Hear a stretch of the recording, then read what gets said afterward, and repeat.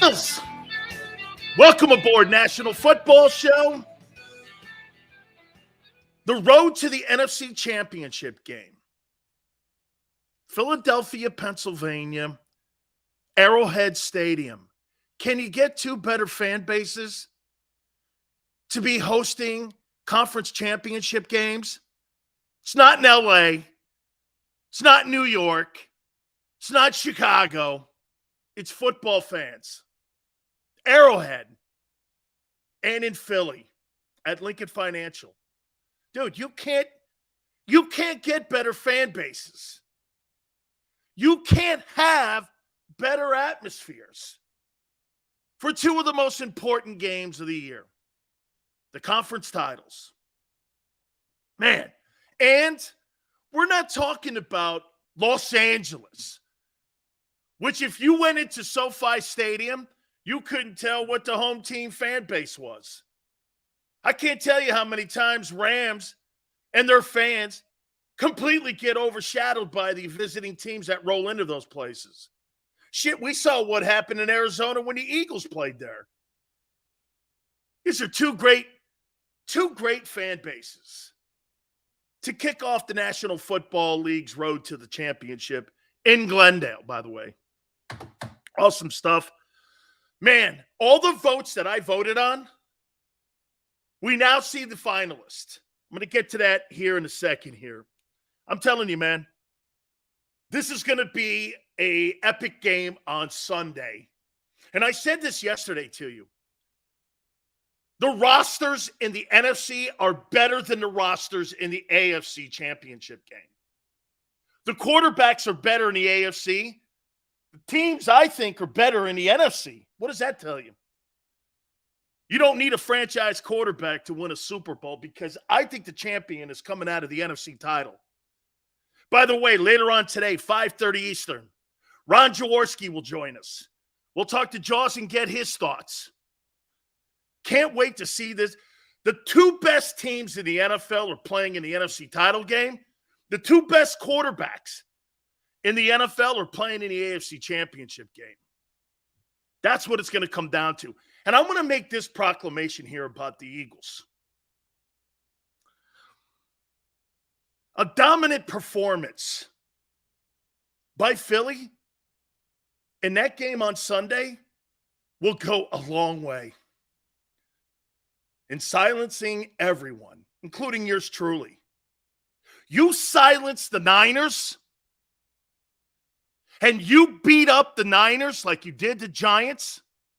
I don't believe you are, but if you do, what a statement that would be for the Eagles, the organization, and it validates everything if you pound that football team into submission.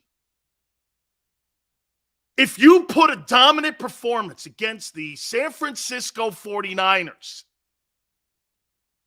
on Sunday, you're going to validate the quarterback talk.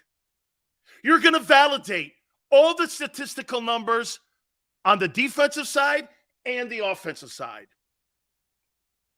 This is a validation game. This is a validation game.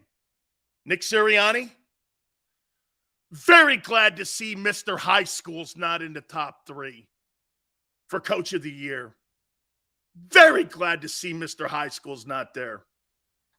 Just because you won the most games with the most talent doesn't mean you belong on that list. It doesn't. How many times did Bill Walsh win the Coach of the Year as the head coach of the 49ers? 1? You're expected to be here with the best talent.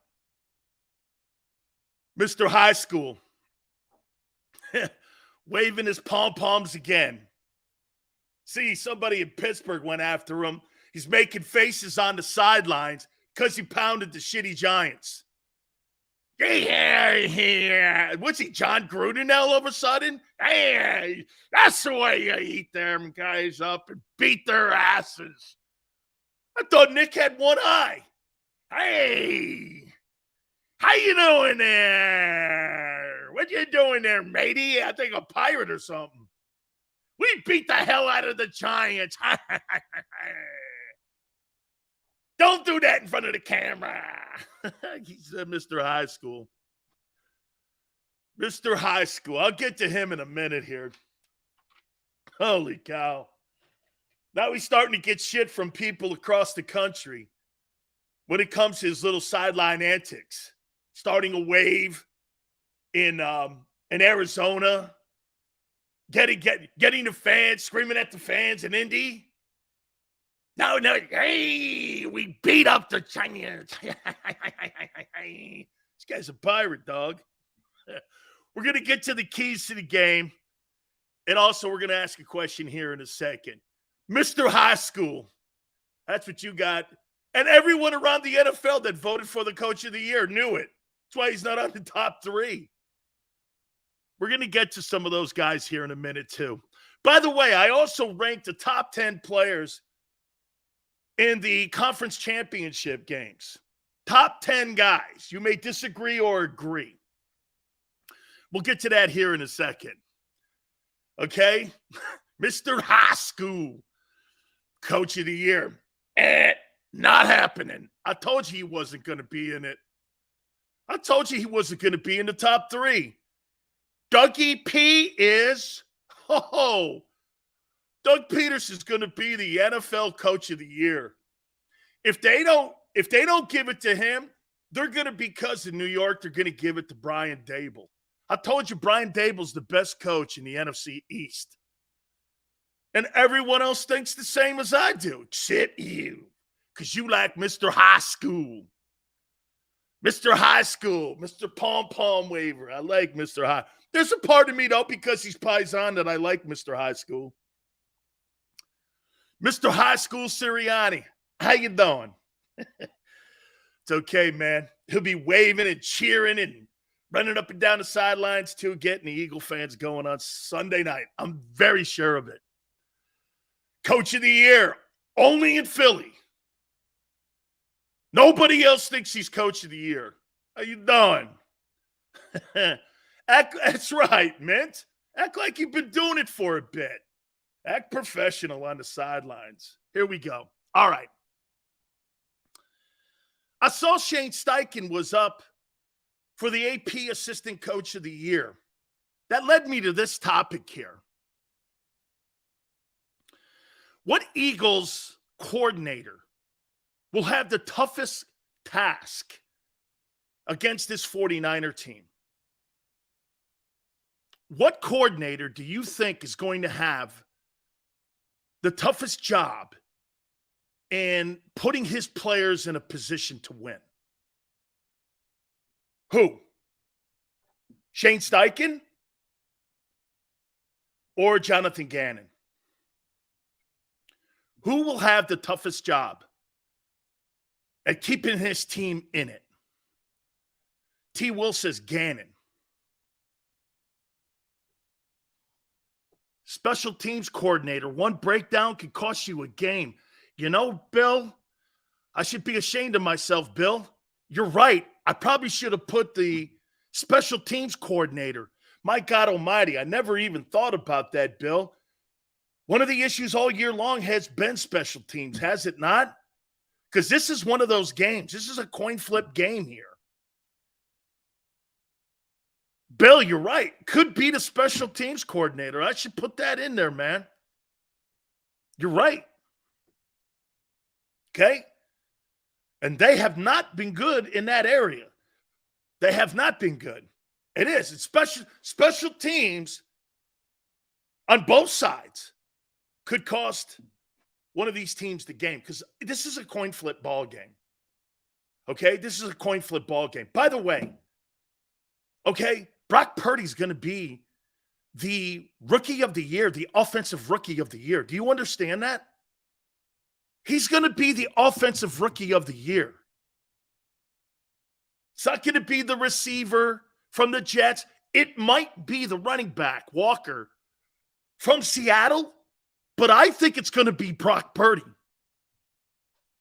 I think they're going to give Purdy the Rookie of the Year award offensively.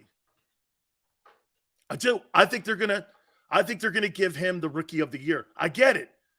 Guy played in 5 regular season games, 7 total, 14 touchdowns, 4 picks. He's been brilliant, man, especially in the postseason. He's been brilliant. Okay? He's been absolutely brilliant. But I think he's going to get the Rookie of the Year award. We'll talk about what that means for Trey Lance and Jimmy Garoppolo and all that other stuff. You imagine giving 3 ones and a second rounder to move up into that 2-hole to get Trey Lance, and now being reported, you couldn't get more than a 3rd rounder for Trey Lance. Holy cow.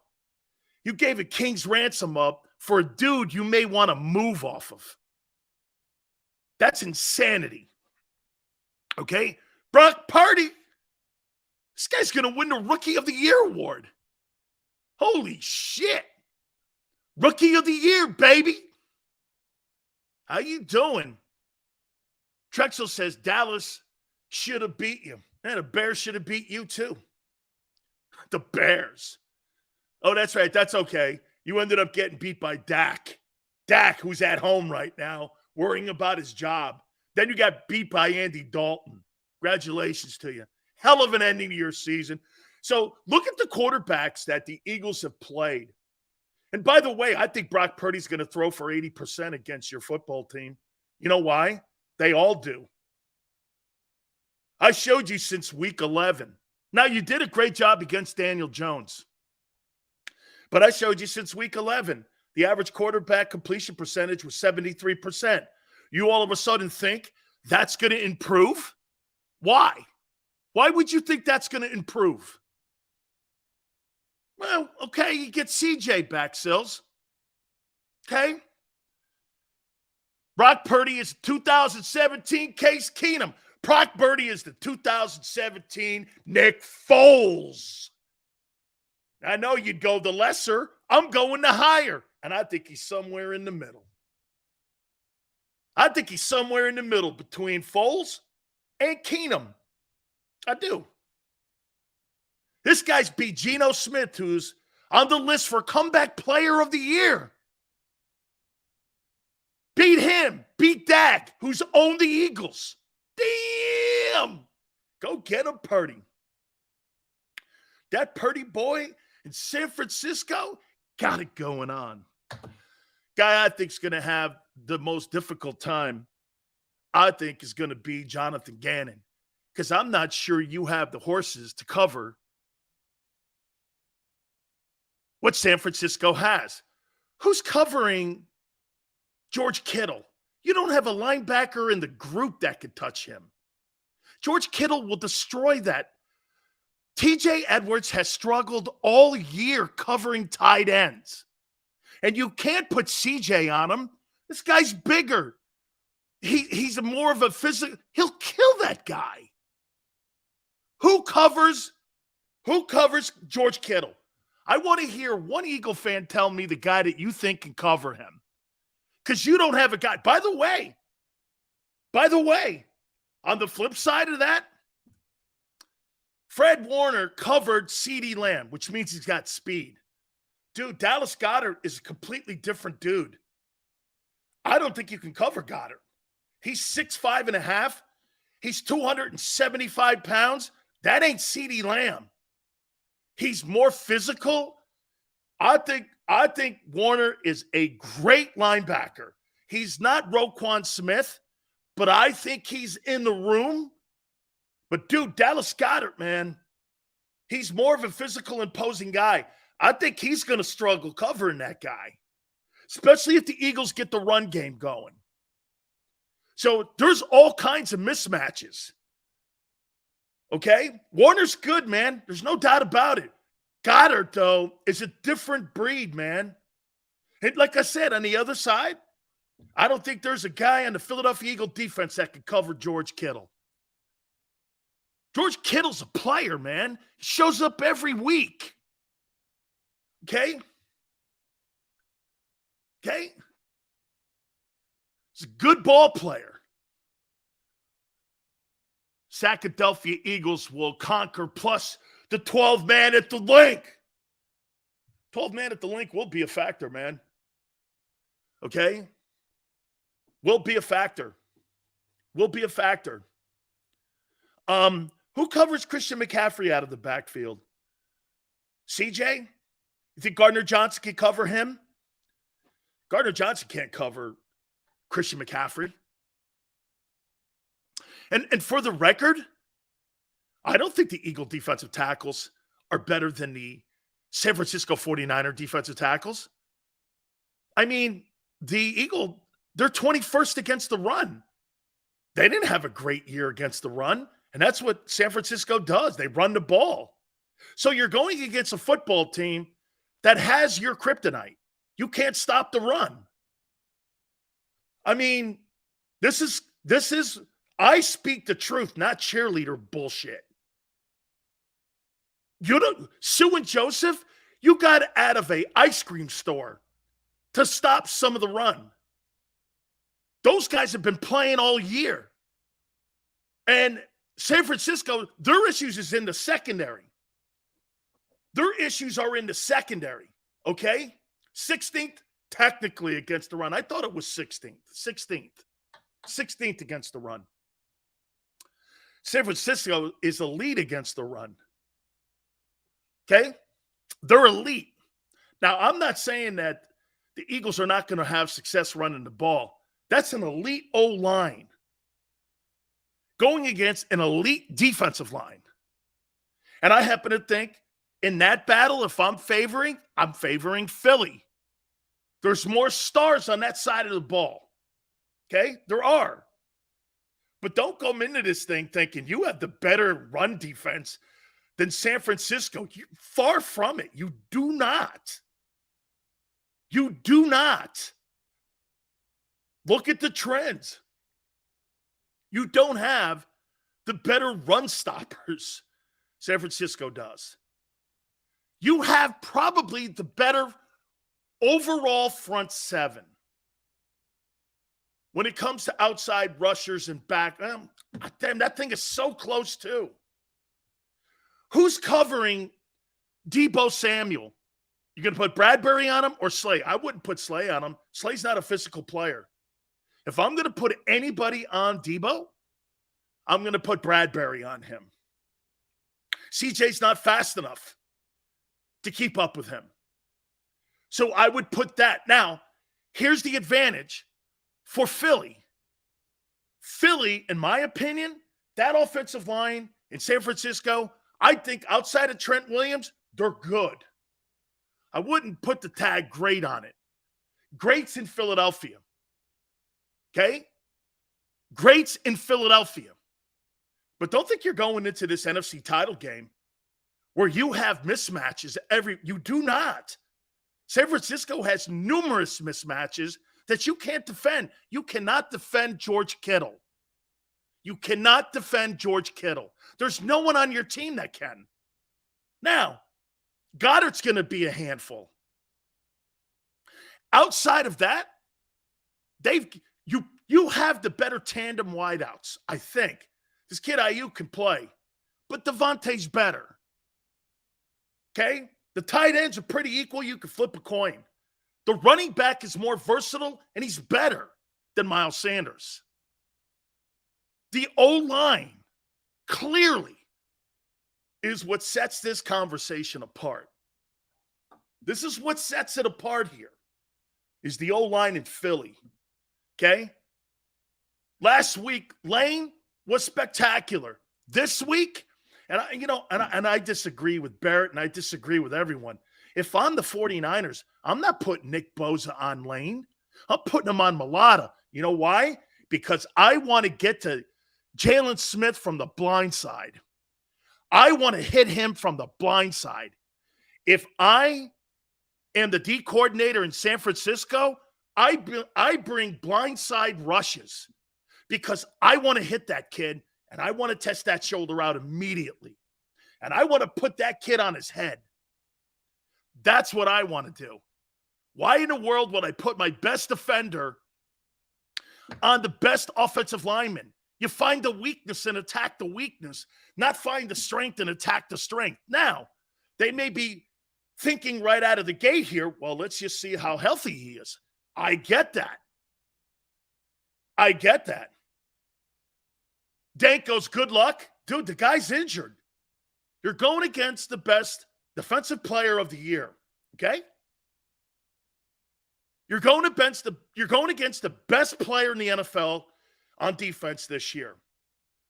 That's a 70% Lane Johnson is not going to block Nick Bosa all day. Common sense, use it. Try a little bit of objectivity. Just a little. Just a little. Okay? Just a little. Okay? Jamie, Lane and Trent Williams, those two guys are right there. Those two guys are right there. Bosa's gassed. Once again, when you see comments like that, it's wishful thinking. Hey, Brock Purdy's going to turn into a pumpkin come Sunday. Wishful thinking. He hasn't. Until that moment happens, that's not objective. Well, it's the Philly fan. That's not. What do you think was more pressure? Fox even showed you. Because they made the Cowboy 49er game the premier game for a reason. Playing against the Eagles or playing against the Cowboys with all the national media and Jerry Jones and Fox behind it. That guy played a pressure game last week. The Eagles played the Giants. This guy played a pressure game already. He played the Cowboys. He's going to be ready for Sunday. It's not going to faze him. Especially when you go into a football game, when you got a guy that has all that talent around him. Just hand the ball off. Well, you think playing against the Eagles is more special than playing against the Cowboys on national television? You're out of your tree. That was the case. They'd have made the Eagle game the Sunday night game. The 49ers are the 2017 Minnesota Vikings. A very nice, whatever, dude. That's not going to. By the way, they've already killed you from a year ago. They've already beaten you. They know how to beat this team with that RPO stuff. Try winning a game against one of these guys first before you start crowing. That's what the guy in Pittsburgh was saying about high school Nick. Hey, you beat the Giants. I mean, really, if you beat the Niners like that, I'm going to take all this back. If you beat the Niners, look at this guy. Jesus goes like this, ancient history, really. Like I said to you, name me one quarterback that this organization has beaten with a winning record that's an elite quarterback in the last 2 years. Give me one. Name me one. One. Just one. I'll go, you're right. Who? Oh, wait. Who? You haven't played elite quarterbacks. And every time one lines up on you, he throws for a career percentage against the Eagles and Jonathan Gannon. You have not stopped an elite quarterback with a winning record yet. Jared Goff's now elite? Oh, Jared Goff's elite. Aaron Rodgers didn't have a winning record. Got to listen sometimes, people. Trevor Lawrence. Okay. Trevor Lawrence. 36 games. Hold on. 34 games. Trevor Lawrence. Trevor Lawrence in the last 34 games. Give me someone else you beat that's elite with a winning record.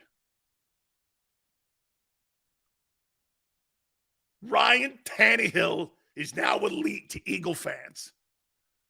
Give me Trevor Lawrence. Okay. Let's see. 34 games. Name me one quarterback that you've beaten with a winning record that's elite. Name one. Trevor Lawrence, you got it. So in 34 games, you stopped one guy.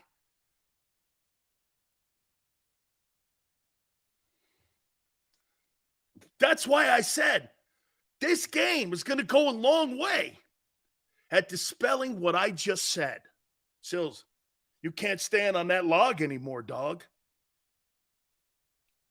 They just won the NFC Championship game. Cooper Rush. No, Eagle fan. He goes like this to me, Eagle fan.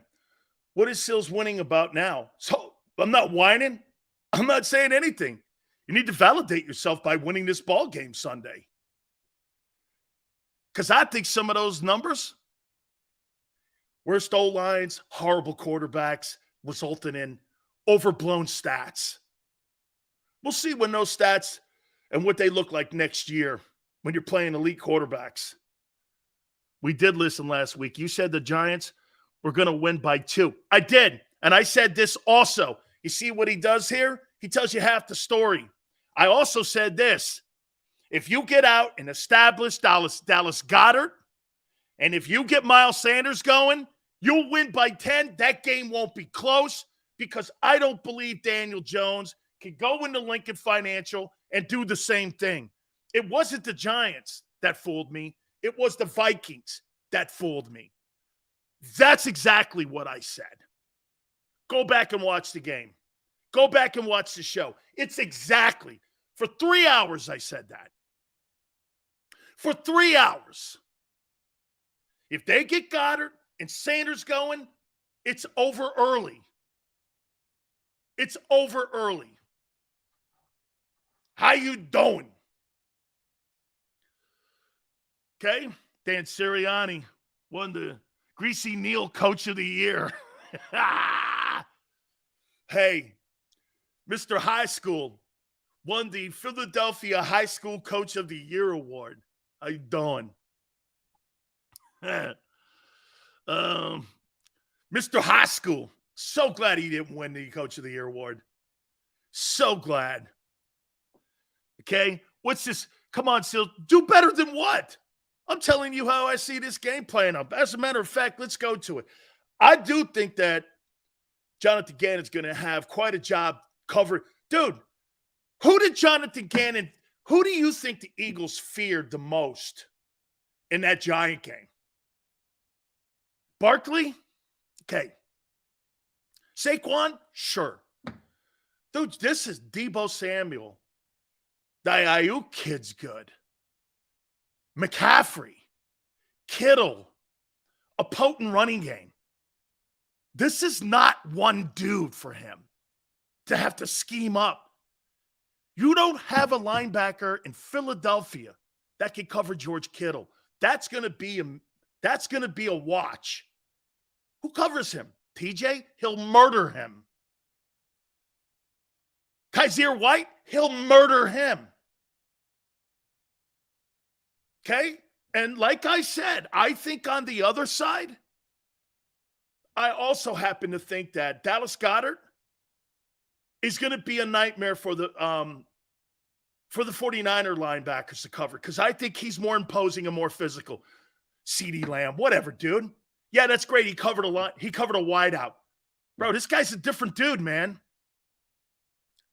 Who they beat, that was winning only 3 in your eye. Okay, so here's how I see this thing playing out. Keys to beating the 49ers. And then we'll do it the reverse, okay? For the Eagles, the keys on beating that defense. You do have to establish the run. But here's what I do. Don't run away from Bosa. Run at him. Run at him. If you're going to put Bosa over Lane, I think that's a mistake. If you put him over Lane, I'm running at Nick Bosa. No, it's not. Not even if we beat the Niners. It's going to be Purdy. Sorry. Hey, do me a favor, Tone. Can you put up that super chat? I want to make sure he gets his money worth there. I apologize. No, it's not. Even if we beat the Niners, it's going to be Purdy was a rookie. No. There's talent on that team. You and others won't stop until we beat Mahomes. Okay, sure. That sounds about right. Well, Well, yeah. No, you're the better team. You should win. Let me finish now.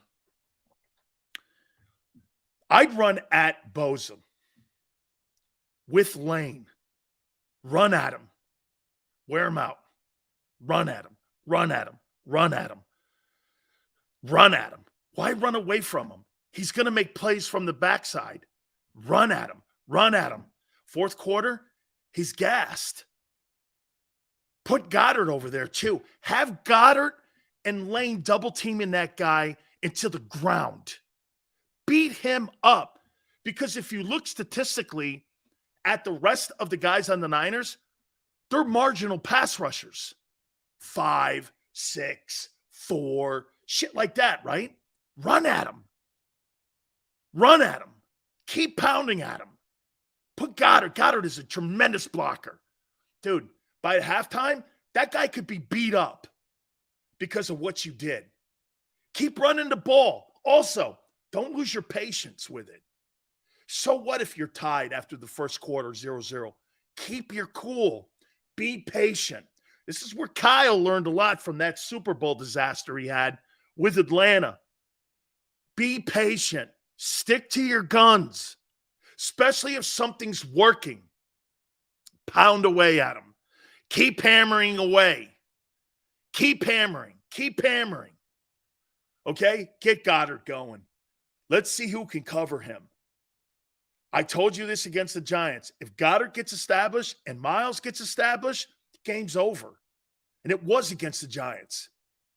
Let's see if they can cover him. Their secondary's not. I'm telling you this, by the second half, if they can get Goddard going and they get Sanders going, that secondary will have to come up and do what? They're going to have to come up and play the run, which means AJ's going to run and have a freak show game in the second half. And do I think they can do it? Yeah, I do. Okay? Jalen is so smart at the RPO. Run that RPO at him. Defending Jalen Hurts in the run game, I want to see San Francisco stop him from breaking the edges down. He's broken the edges down of just about every single defense in the NFL that he has played since that 2-5 start. Okay? He has. I mean, they're fourth in the league in the regular season on third down. They were 10 of 13 against the Giants. If you see numbers like that against San Francisco is going to be on their heels the entire time. The entire time. Now, I will say this to you. It's a misnomer if anybody in Philadelphia thinks that you have better defensive tackles than the tackles in San Francisco. You do not. Armstead is better. He's younger. And so is the other guy. They're exceptional against the run. The Eagles are not. They're not exceptional against the run. They're 16th. Middle of the road to below. That's not exceptional. That's what San Francisco does. I'll get to that side of the ball here in a minute. Just keep pounding the ball. Now, for the defensive side against San Francisco, this is going to be quite a chore here. Okay? Does the pass rush count for anything with the DT comparisons? I don't think you're going to see a lot of footballs in the air for the Niners. Tone, I don't think you're going to see a ton of passes. I think you may see 25 passes, 26 passes, somewhere in there. So if you're not throwing the ball, the pass rush is almost negated by the fact that if they can establish the run. Why would I throw the ball if I'm establishing the run? I want a 19-16 game against Philadelphia. I don't want a 31-30 game. That means Hassan Reddick and everyone else gets an opportunity to rush the passer. Why would I do that? Why would I run into the teeth of something that has been successful and massively successful for Philadelphia, which is rushing the passer? Go at their weakness. Run the ball. Limit pass rushes. If he throws the ball 25 times and you've established the run with McCaffrey and with jet sweeps with Debo, there's no need to throw the ball more. You take away the biggest asset that the Eagle defense has. You know what that is? The ability to pass rush. 25 attempts in the game? Okay. I limit those guys to 25 pass rushes versus giving them 50 or 45. You cut that down in half, you limit their pass rush. Okay? You limit their pass rush. That's what you're trying to do defensively, and that's what you're trying to do offensively. You're trying to limit strengths. So, Jonathan Gannon has got to stop the run. Now, what does that mean? Are you going to play TJ Edwards and Kaiser White closer to the line of scrimmage? Or are you going to be in fear of Kittle running down the seam? What are you going to do? They're not going to sit back there and have 7-step drops with 3 seconds. They're going to go three-step drops, and they're going to do timing routes because you don't have a linebacker that can cover Kittle or Christian McCaffrey out of the backfield. You don't have anybody like that. That's why it's going to be high percentage completions for Purdy. Okay? The key is stopping the run, though. The key is stopping the run. Yeah, you see what Tyler says? Blitz Purdy. Yeah, the difference between the Niners and the Giants is the moon and the sun. They've got Debo. They've got McCaffrey. They've got Kittle. They've got Ayuk. They've got talent. It's the most talented team you've played all year. Vice versa. Vice versa. Okay? Niners too. Got to stop the run. And you've got to figure out a way to cover for your weak linebacker pass coverage. Seth hammers it every day in our post game. He hammers it every weekend. The Eagles struggle covering tight ends. They've struggled all year long covering tight ends. And now you got one of the top 3 guys coming in. That also frees up McCaffrey. To me, I think you got to chip this guy. Don't let him get free release. I think that helps. Hit him, okay? Hit him at the line of scrimmage. Okay, do me a favor. Okay? Hit him at the line of scrimmage. So this guy, Ty, thinks Devonta Maddox is going to come off the bench where he hasn't played in 3 months and cover an all-pro tight end. Fantasyland, dude. You watch too much cartoons. SpongeBob's not real, dude. SpongeBob's not real. Corners can't cover Kittle. He's 6'5", covering a tight end. You don't have anybody. Okay? You don't have anybody. So, if I'm Gannon, do I bring pressure? Do I bring pressure?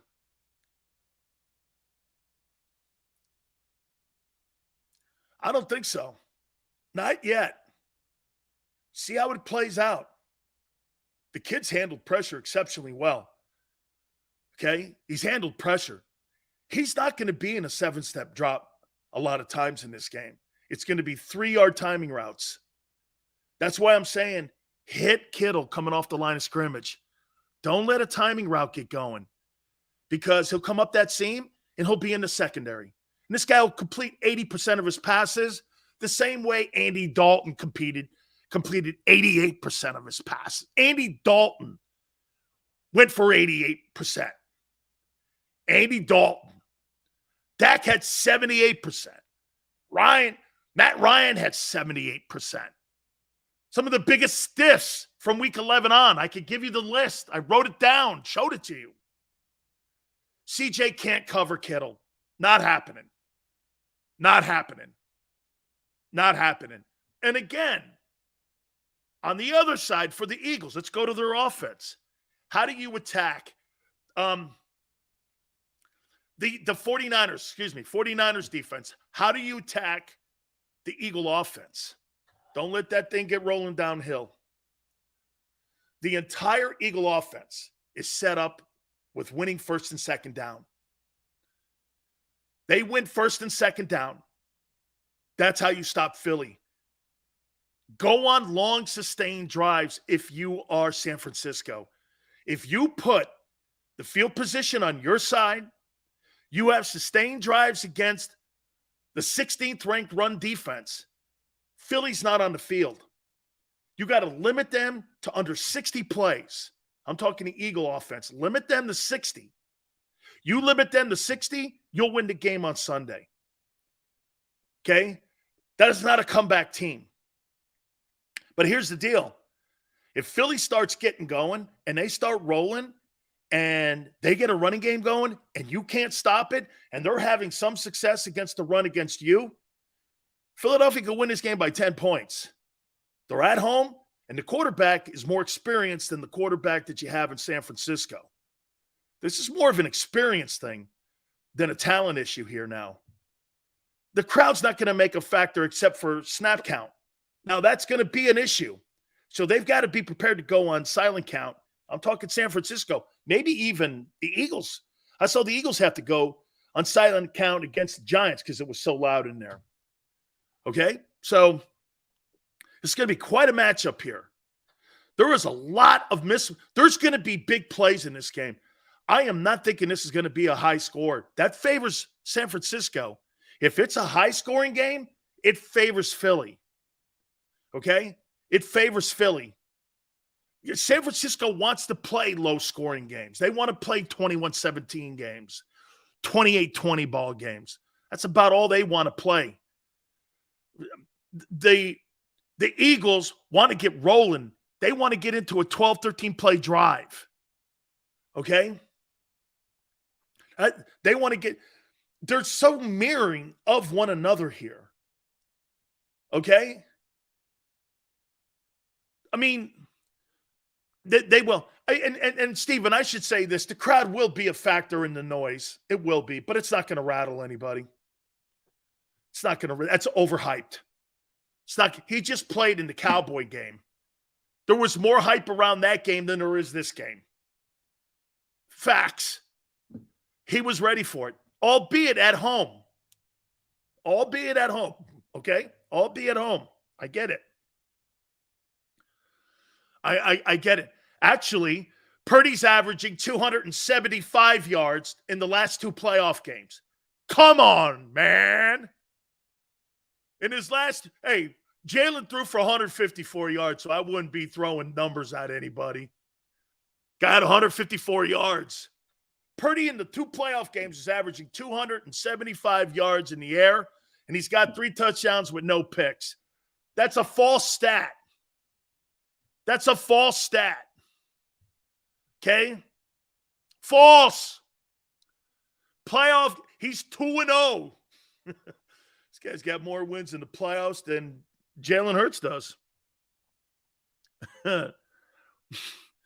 Eagles don't have the run defense the Cowboys do, and that's a fact. That's a clear fact. Okay? That's a clear fact. Well, wait a minute. Eagles don't have the run defense. I don't know about that. I think the Cowboy run defense has struggled. I think the Cowboy run defense has struggled a little bit this year too. Okay? No, and I personally think the Eagles have a better run defense than the Cowboys do. I wouldn't go down that route. I would say Philly has the better run defense than Dallas. Okay? Okay, they had 2 solid games. Oh, I see. Well, Jalen's had 1 shitball game and 1 solid game. This guy's had 2 solid games, I guess. He beat the Cowboys and he beat the Seahawks. Jesus. At least there's some quarterbacks there. I'm talking about the run defense. Got you, Tone. At least he's beating quarterbacks. You beat Dimes Jones. Dimes Jones. Dimes Jones is like beating the University of Tulsa. like beating Tulsa. Dimes Jones. I got to get into some of these awards here. Let me see here. Let's see here. Mr. High School didn't get Coach of the Year. Here's your candidates for Coach of the Year. Brian Daboll, New York Giants, best coach in the NFC East. Did a great job, changed the entire culture around. Brought a team with no talent on offense into the postseason. Really only two guys. Congratulations to you. Did the best job of coaching of anybody in the NFC East. Sills, Goddard, or Kittle. Truth. We did that yesterday a little bit, man. I'm going to go Goddard. Both guys missed time this year, didn't they? Wait a minute. Both guys missed time. Damn, that's such a good one, man. Damn.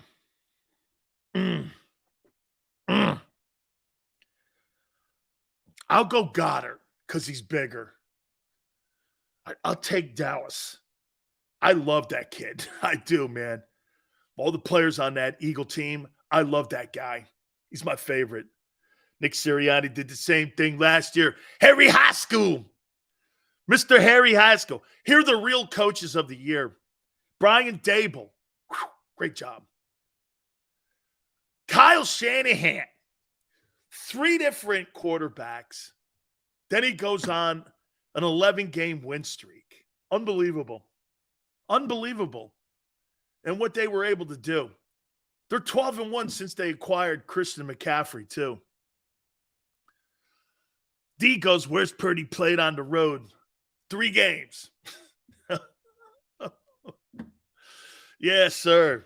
Great job, Kyle Shanahan. That's the coach that's going against Mr. High School on Sunday. And, of course, the man, the myth, the legend, Doug Peterson. Man, Dougie P going to win the Coach of the Year award. I think they're going to give it to Brian Daboll. But, yeah, no. I think they give it to Brian Daboll. But Doug Peterson should be the Coach of the Year. What a tremendous job of coaching. Guy wins a division title. First year in Jacksonville after cleaning that Urban Liar mess up. Man, what a coach. You fired this guy, right? Well, because he told the GM off. You fired him. I don't want anybody sharing the 17 title. This is my sandbox and nobody else's sandbox. You have to take your bail and your bucket, dog, and go down to the beaches in Florida. You can't play in my sandbox. You know? This is my sandbox. This is the Howie sandbox. I don't allow anybody to play in the Howie sandbox. Nobody plays in the Howie sandbox. Jeez, man. Not even Doug? No. You kidding me? Not after that Chip Kelly guy. He took my sandbox away, and I had to go sit in the shed for 2 hours. I hated it. Dougie P, man. Way to go, man. Let's go over to this one here. Where's the MVPs? Here you go, MVP finalist. I told you this yesterday. This is the NFL honors. This is the AP and the NFL alumni stuff. Jalen owns Brian Daboll, and Dak owns you. Here you go. 8 MVP finalists. Mahomes, Burrow, Hurts, Allen, Jefferson. I told you that's how it was going to play out. That's exactly how I said it would play. Mahomes is going to beat Burrow for the MVP. Jalen will be third. By the way, he gets a player incentive for that, for finishing in the top 3. I got to tell you guys this, all kidding aside. Hey, all kidding aside, I got to tell you, man, for a kid that we were talking about whether or not he's the future of the team, to finish third in the MVP voting is quite a remarkable season. Kudos to him. It is quite a remarkable season. Burrow will be second. Hurts will be third. Allen will be fourth. And Jefferson will be fifth. That's how I see that playing out. Mahomes is going to win it again. However, Are you ready for this one? This is how I think this is going to play out here. I think here are the players for the Offensive Player of the Year. Jefferson, Hurts, Mahomes are the AP Offensive Player of the Year candidates. I think Jalen's going to win this. That's quite an honor. The Offensive Player of the Year with his versatility. Look, some of you will go like this. Sills Jefferson had a great year statistically. He did, and so did Mahomes. But who was more versatile? When we're talking Offensive Player of the Year, this guy had 13 rushing touchdowns, 700 rushing yards, and he threw for 3,700 passing yards. And his football team, counting the playoffs, he was 15-1. I mean, I don't know. How don't you give him the Offensive Player? You got to give him something. And a couple second places, I don't know. Okay? I think he's going to win that. I think he's going to win that. I think he's going to win the offensive Player of the Year in the NFL. I do. I think he's going to win that award. Would I have a problem with it? No. I could see them leaning to Jefferson because Offensive Player of the Year, they kind of lean towards the big number stuff. Mahomes is in that conversation too. Okay. So I think Jalen, that's got to be in the conversation though for him. Okay. But you know, Dank, I think they're gonna tie in the winning. I think they're gonna tie in it all, man. I think Jalen, I think he wins the Offensive Player of the Year. Dual threat. You ain't winning a Super Bowl with that bull. And he ain't playing 10 years. Dual threat. He's been hurt 2 years in a row. $50 million for a guy that gets banged up 2 years in a row and misses games. I don't think so. Defensive Player of the Year. Bosa, Chris Jones of the Chiefs, and Micah Parsons are your Defensive Player of the Year candidates. Is there a problem with this list? Parsons is a better player than Hassan Reddick. Reddick is a better pass rusher. Parsons is a better player. More TFLs, more tackles.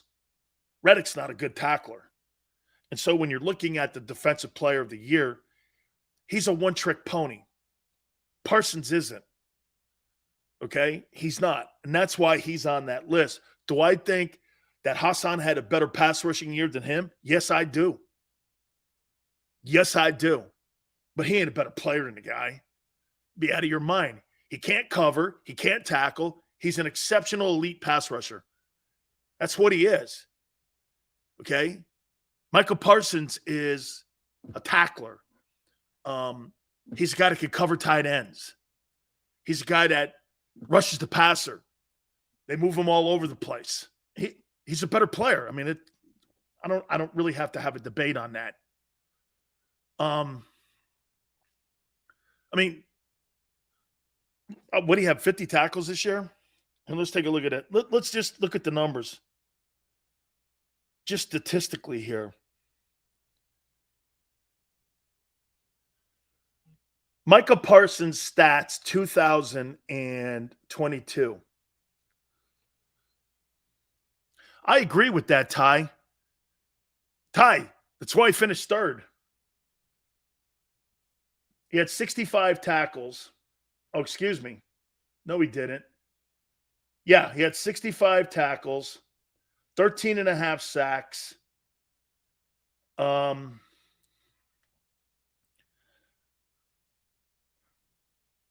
65 tackles. Yeah, man, he had a really great I mean, last month, though, man, I didn't see him. I didn't see him. 13 and a half sacks. He had 14 TFLs. I thought that number was higher, but it's not.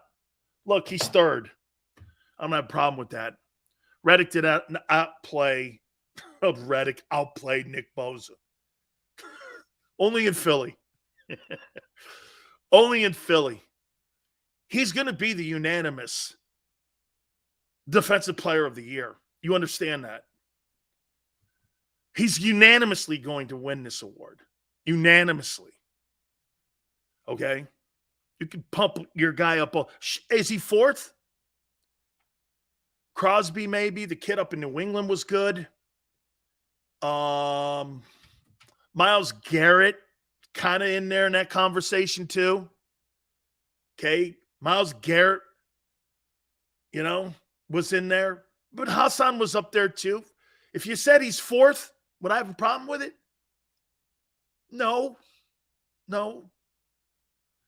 Chris Jones being two, I thought he really had a great year. He's a $20 million a year guy too. I thought he played well. And Bosa, I think Bosa really had a great year, man. TFLs, sacks, pressures.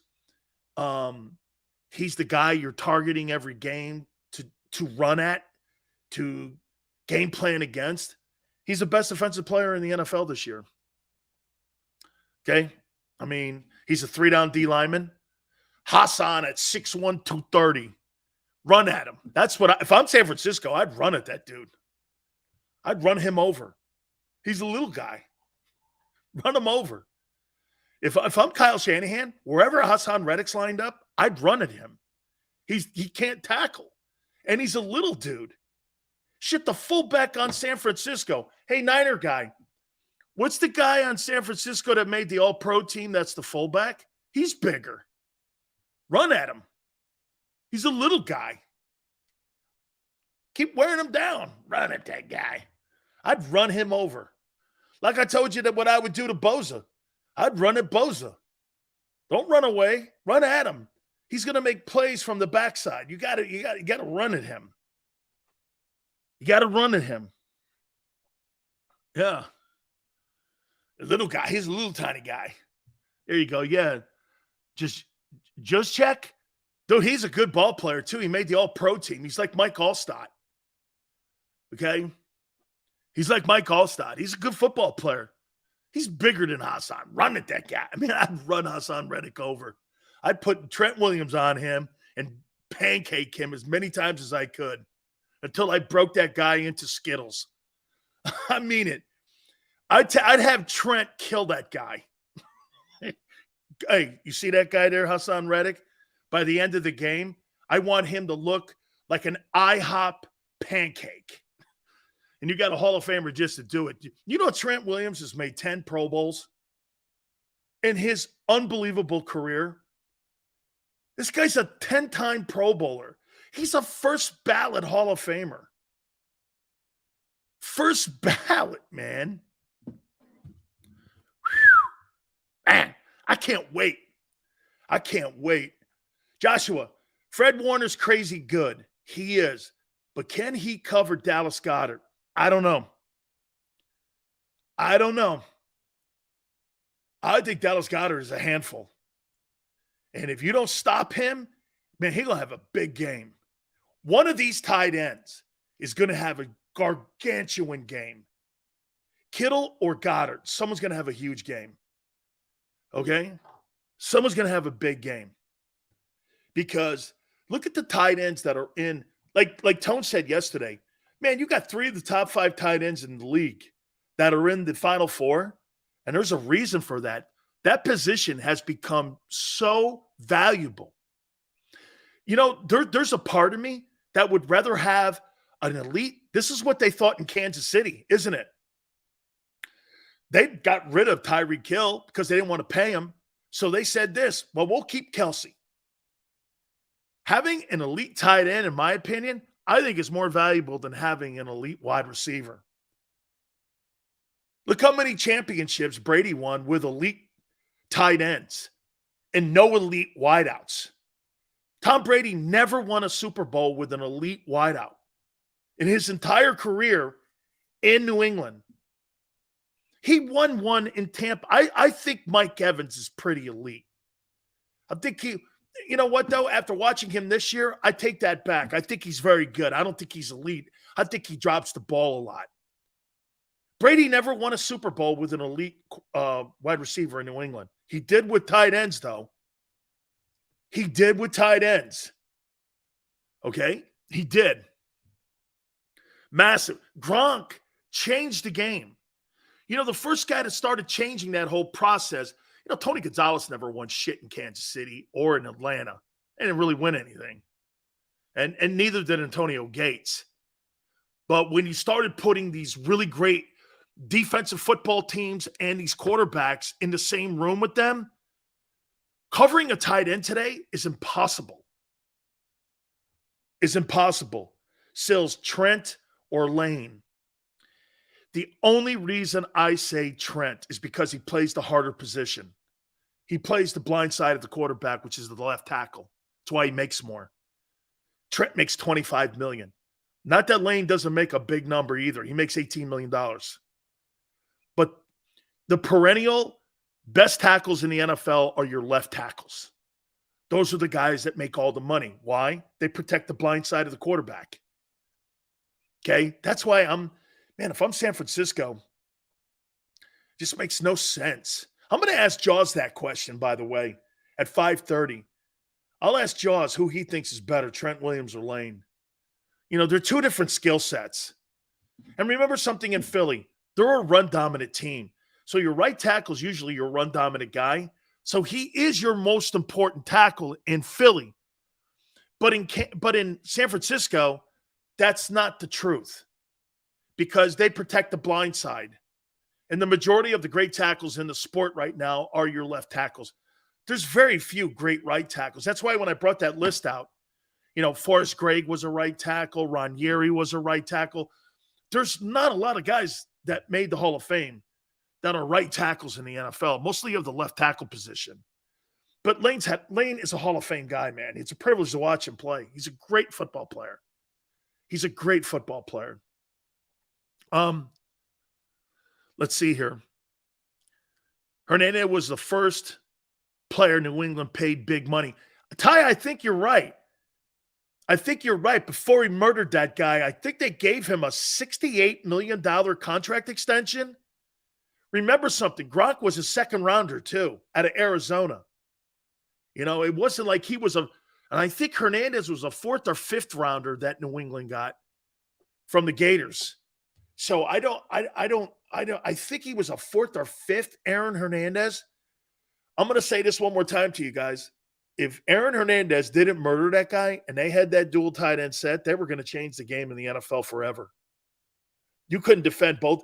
Aaron Hernandez was a Pro Bowler, okay? And Gronk is a Hall of Famer. These guys were going to change the game.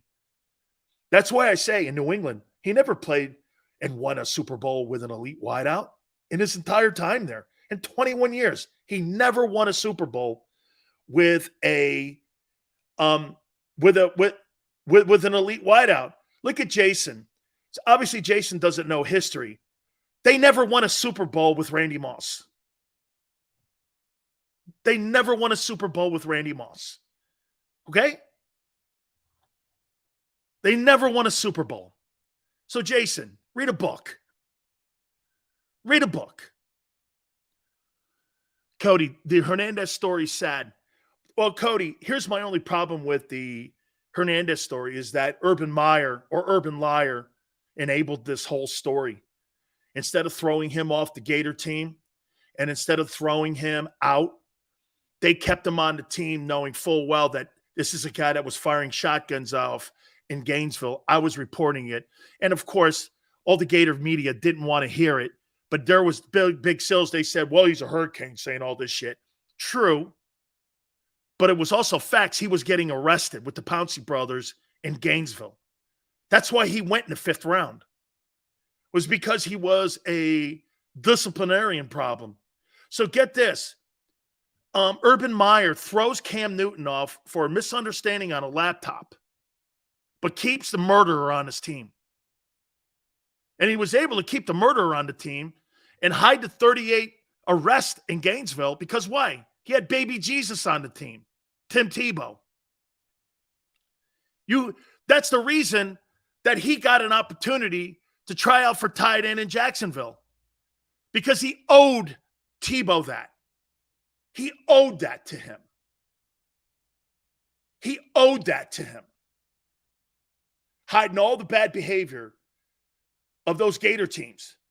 38 arrests in 5 years, that's a pretty significant number.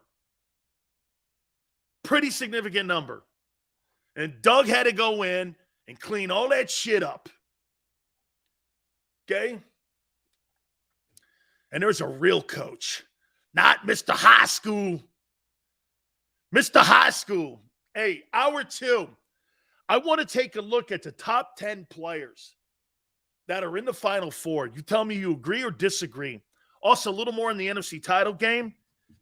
Dude, there is so much. There's a couple coaches out there that I think get opportunities, in my opinion, that should be in line for coaching jobs. By the way, where's Jordan Davis? I see all these Rookie of the Year guys. Where's Jordan Davis? I want to hit on that. Hour 2. Keep it.